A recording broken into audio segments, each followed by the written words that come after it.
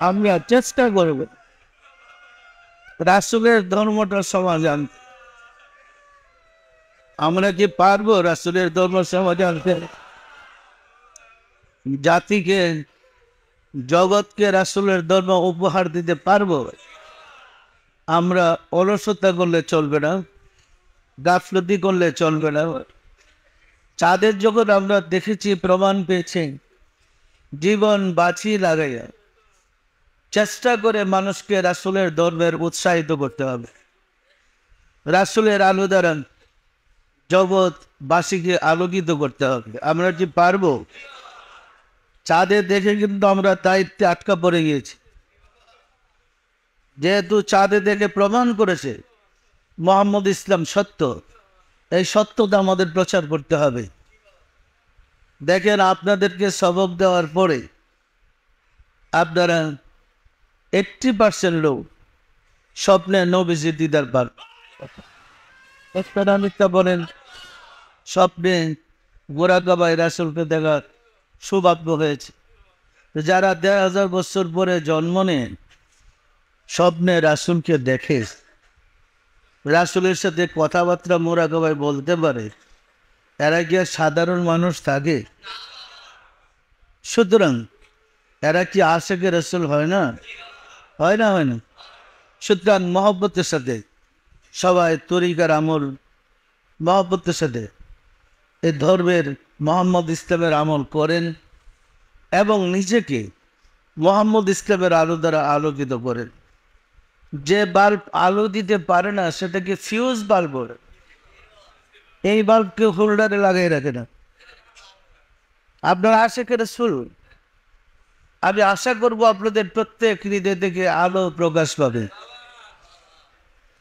যখন সবাই সাধনা করে নিজের হৃদয় থেকে আলো প্রকাশ করাতে সক্ষম হবেন, আপনাদের জন্য প্রযোজ্য হবে রাসূলের ওই হাদিস, আস-সাহাবীকান নুজুম, আমার সাহাবারা নক্ষত্রের দিন। রাসূলের আলো দ্বারা যদি আপনারা আলোকিত হন, রাসূলের ধর্মের আলো দ্বারা যদি চরিত্রবান হন, আপনার তো নক্ষত্র তুল্য হবেন। পরিষ্কার না? পরিষ্কার না? আমরা কি কাজটা করতে পারবো? সবসময় সতর্ক থাকতে হবে। আমাদের চরিত্রের যে দোষগুলো আছে, অন্যের দোষের চেয়ে আমরা নিজের দোষটা বড় করে দেখবে। কারণ দোষ থেকে মুক্ত না হওয়া পর্যন্ত আমাদের হৃদয়ে নূরের বাতিটা জ্বলবে না। পরিষ্কার না? পরিষ্কার না? আমাদের পরের দোষ না দেখে আমরা বেশি চেষ্টা করব নিজের দোষ দেখতে, নিজের দোষ দূর করতে। আমাদের নিজের দোষ সম্বন্ধে প্রত্যেকই অবগত আছে, আমার কি আছে দোষ। আমরা দোষ দূর করতে সক্ষম হলে আমরা নিজেরা আলোকিত হবে, আমার দ্বারা আমার পরিবারবর্গ আলোকিত হবে, আমার দ্বারা আমার প্রতিবেশী আলোকিত হবে। আস্তে আস্তে দেখা যাবে রাসূলের ধর্ম সর্বত্র ছড়াই পড়ছে। সম্ভব না? সম্ভব না? সম্মানিত আশিকে রাসূলেরা, কিতাব মানুষকে চরিত্রবান করতে পারে না, জ্ঞান দিতে পারে। বাংলাদেশের কে জানে না মিথ্যা কথা বলা পাপ? জানার কেউ বাকি আছে? কয়জন মিথ্যা পরিত্যাগ করেছে? মিথ্যা দূর করতে না পারলে মিথ্যা বলা পাপ, জানা লাভ কি? সুতরাং আমাদের সবসময় সতর্ক থাকতে হবে, আমাদের দ্বারা রাসূলের ধর্মের বিপরীত কোনো কাজ যেন নয়।